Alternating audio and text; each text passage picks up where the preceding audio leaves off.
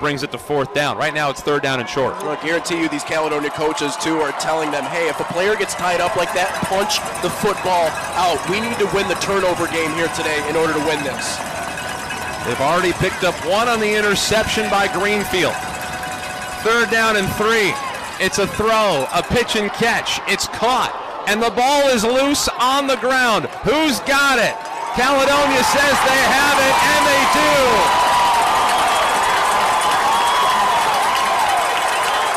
Ethan Lyon was the receiver. He made the catch, and as Nate was just referencing not even as much as a moment ago, they held him up and they punched it out. Caledonia gets their 2nd turnover.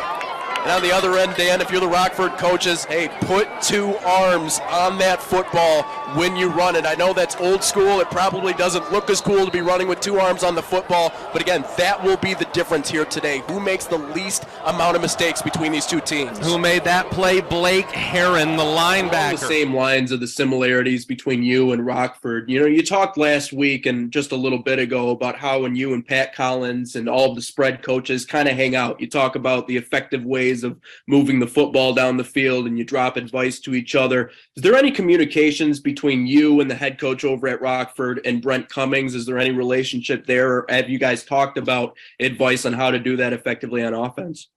No, I don't know. I don't know Coach Cummings very well at all, to be honest with you. And he doesn't call their offense. It's I'm going to say his name wrong. Vanderlaan, I think, is his name. He was a quarterback at Ferris State, so a lot of Ferris State influence in Rockford's offense. And to be honest with you, there's quite a bit in ours.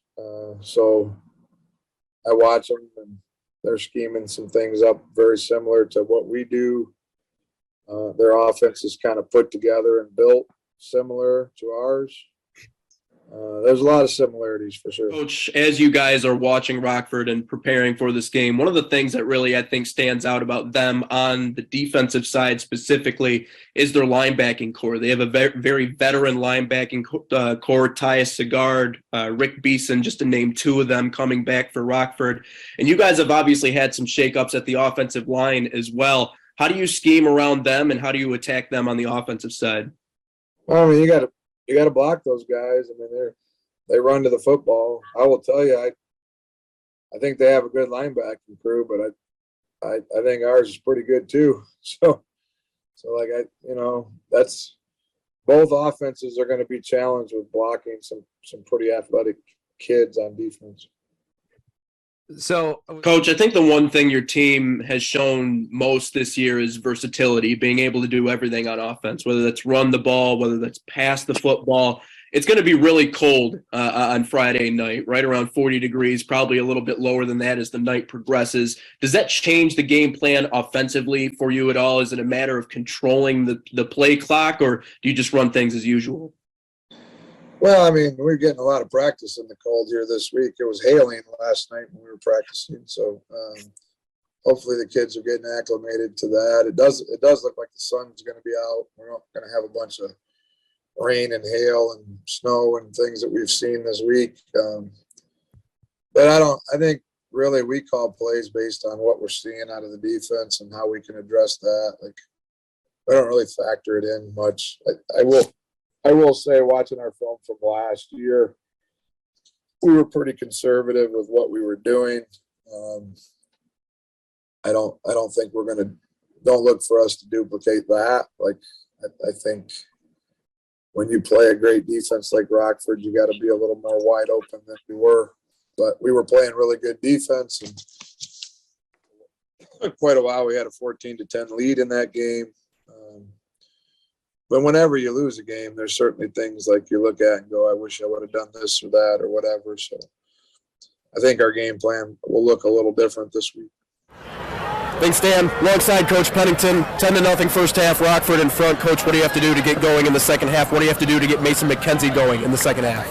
Well, I mean, we got to get in a rhythm. Like, we've hurt ourselves. We had a fumble there when we had the first down. We missed a couple guys that were running open. So we just got to execute and get in a rhythm. Like, right now, we're not getting it done.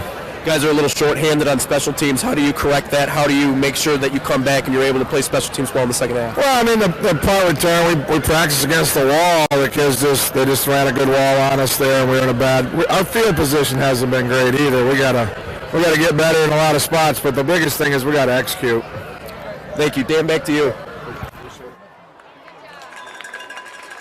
Taken down that time by Ali Salih. We'll tell you this, Dan. I did see Jason Hutton from Fox 17 during halftime, and we were talking about Mason McKenzie and mentioned nerves, and that's probably a big part of it. But these are the games where you have to learn that lesson, and you learn that lesson now so that you can turn around and play better in the playoffs. Pick yourself up then. You learn that lesson now so that when you play at Saginaw Valley or where else ever in D2 next year, you're ready to go when you face those big crowds. 4 wide receivers for the Rams. They need the Caledonia 35. It's a pooch punt. And let's see where this one will sit. Inside the Caledonia 10. And Caledonia gets the football back.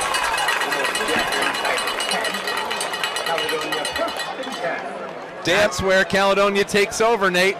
Dan, I know it's not Thursday night, but sometimes on Friday night you have to win games with defense and punting and field position. That was a great decision by Rockford. I love that. Inside the 10, we know turnovers have been a big storyline here tonight, so trust your defense by pooch punting that one. Derek Pennington talked during our pregame conversations about their ability to shift protection and how important that's going to be for this offense. Listen, if your pocket is collapsing the way it has against this Rockford team, shift the protection. Have them follow the quarterback the way that they did there. McKenzie able to calm down, make that great pass. McKenzie hands it off. There's Townsend, who just had the touchdown, trying to wait for his blocks. Such a patient runner. Into West Ottawa territory. He runs more like a senior. It's fun when you hear that he's a junior. CJ Traylor on the stop for the Panthers. Well, and we talked about it with Derek Pennington before the season began. His running backs, that little stutter step, that counter step before they get the football to read the offensive line. I think that's what makes Brock so good. You can have a great offensive line, but if you don't know how to read blocks and follow blocks, it doesn't really matter all that much. So, way to find his way through the line. Well, Derek Pennington's been doing such a good job of staying home on those sweeps to the outside, but also crashing straight down the line and following the pulling block. Listen, pullers will take you right to the play. Derek Pennington holding on to that outside shoulder, getting to the football. Ball at the 31. This north and south play calling from Derek Pennington right now. Not too many options, not too many pulling of the guards or tackles, just like power sweep combinations going right at Rockford, which is the way you attack a defense that's as athletic as this one. Don't try to do too much. They've got DeHorn on the left side. Graham, that's the thing you have to worry about with Mac Vandenhout. Taken down that time by Theron Sanders. He can throw it and he can run it. He's a lot like Mason McKenzie. Well, and he's a veteran, showing right there. Good things happen when you step up in the pocket. When you're patient, you take that step up, things open up. There was a big hole in the middle for him to exploit. Here comes pressure. Here comes a screen. It's hit, and it's not even going to get back, maybe for a yard ahead of the line of scrimmage. That's Tyler Bird on the tackle. I think that one was flipped out to the running back in Ryan O'Hearn. 3rd down. That's great screen recognition by Bird, too. That offensive line for Rockford did a good job selling that screen, but Bird able to snip it out and get in there to make the tackle. How big? That's a pickup of 42 yards from McKenzie. A couple of easy pitches and catches with DPJ and now with Evan Graham. 1st down. I don't know, Evan Graham had speed like that. He split 2 defenders in order to make that catch. And again, McKenzie lofting it perfectly into where it needed to be, not trying to overwork. His mechanics just look so effortless from that quarterback position. Bossenbath off to the right. It's a fake, and it's kept, and it's a fight for the first, and I think they may have gotten it. It'll depend on the spot. That's Jageski. And they're going to call it a 1st down, so move the change.